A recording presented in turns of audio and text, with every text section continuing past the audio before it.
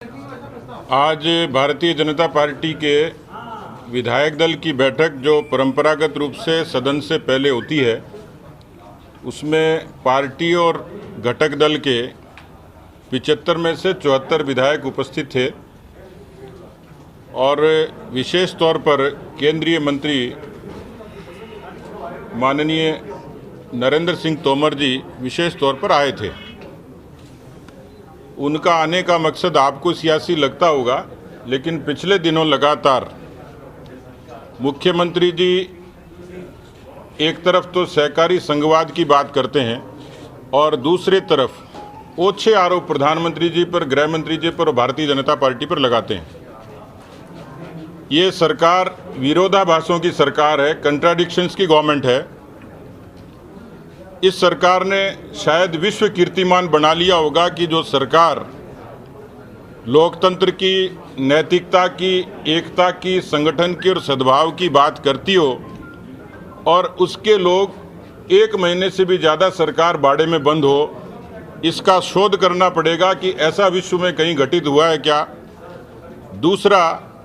लोकतंत्र, आज़ादी की, अभिव्यक्ति की, उन्मुक्तता की बात करने वाली सरकार का दृश्य एक बार फिर से दिखा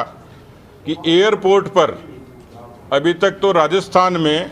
बाड़े इन्वर्टेड कोमाज में किनके होते हैं सब जानते हैं, लेकिन कल तो हद हो गई कि जिस तरीके से अफ्रीका में किसी समय गुलामों से व्यवहार किया जाता था, उस तरीके से रस्सियों के साए में एयरपोर्ट के दरवाजे से लेके बस तक पुलिस के लोग, वो वीडियोज आपने देखे होंगे कि पुलिस के लोग रस्सियां पकड़ पकड़ के विधायकों को, ऐसा लग रहा था कि एयरपोर्ट से भी कोई भाग सकता है। इसलिए मुझे लगता है कि जिस तरीके से केंद्र की योजनाओं की अनदेखी की, उस पर आज माननीय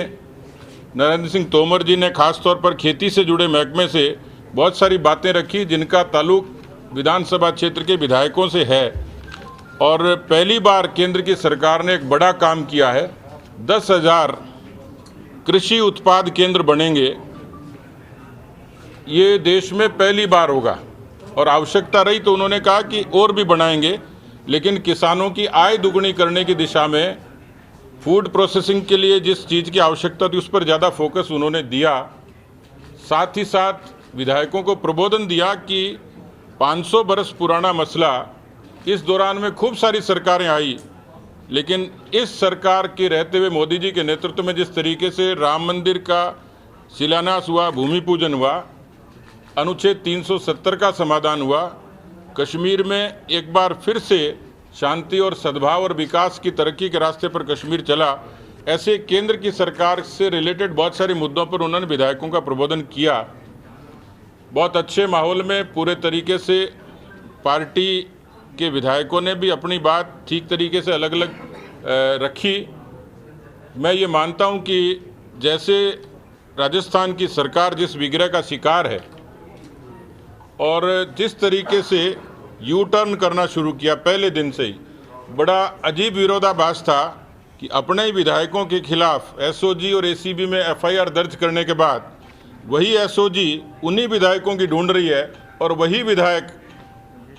गृह मंत्री जी, वही जो अभियुक्त है उनकी नज़र में, गृह मंत्री जी से मिलने, मुख्यमंत्री से मिलने उनके आवास पर पहुंच जाते हैं। तो किस तरीके की कानून व्यवस्था की बात करते हैं। तो मुझे लगता है कि शुरुआत से लेके सरकार के विग्रह से लेकर कल तक भी सरकार में एक भारी विरोधाभास है और ऐसी सरकार, जैसा माननीय नेता प्रतिपक्ष ने कहा कि कितने दिन चलेगी इसके भविष्य के बारे में नहीं कहा जा सकता। ऐसी संभावना है कि जिस तरीके से उन्होंने मशक्क़त की है वो शायद विश्वास मत का प्रस्ताव रखें, लेकिन हम लोग भी पूरे तरीके से तैयार हैं अविश्वास प्रस्ताव लाने के लिए, क्योंकि ये सरकार हो सकता है कल सिर गिना दे, लेकिन मुझे लगता है कि जनता की नज़रों में इस सरकार का जनमत गिर चुका है और इसका बहुत लंबा भविष्य नहीं है। नैतिक रूप से सरकार हार चुकी है। हम लोगों ने कोरोना के कुप्रबंधन से लेके, टिड्डी से किसानों के प्रभावित होने से लेके और राजस्थान में पिछले इस सरकार के रहते हुए 2.5 लाख से भी ज़्यादा मुकदमे राजस्थान की धरती पर दर्ज हुए। और जिस तरीके से सीक्वेंस में गैंगरेप्स हुए, ये अपने आप में एक विडंबना है कि जो अच्छे सुशासन की बात करते थे, आज उस पर एक किस्म से अपराधियों को संरक्षण देना और एक लचर प्रशासन की छवि इस सरकार की बनी है। हम लोग पूरी मुखरता से, यदि सदन जिस भी रूप में चलेगा,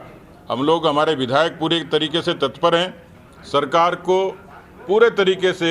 जनहित के मुद्दों पर घेरेंगे, ऐसी हमारी पूरी तैयारी है। सतीश जी, कल चूंकि आपके 75 विधायक हैं सहयोगी दल के मिलाकर, क्या कुछ ऐसे संकेत है कि और भी कोई अंतरात्मा की आवाज पर आप यदि अविश्वास प्रस्ताव लेकर आए तो वोट दे सकते हैं? हालांकि राजन राठौड़ जी हंस रहे उधर। देखिए, आत्मा सबकी अपनी अपनी है और अंतरात्मा कैसी है ये भविष्य बताएगा, लेकिन हम अपनी जितनी हमारी संख्या है, क्योंकि मैं आज आपको कहूँगा तो फिर अशोक गहलोत जी कह देंगे कि जी बीजेपी ऑफिस में बैठ के सरकार गिरा रहे हैं, तो हमें कोई जल्दबाजी नहीं है। लेकिन ये दूर से किसी भी बिना एस्ट्रोलॉजर के भी कोई बता सकता है कि सरकार का अंतरात्मा की आवाज़ के बिना भी, अंतरात्मा से भी इस सरकार का बहुत लंबा भविष्य नहीं है।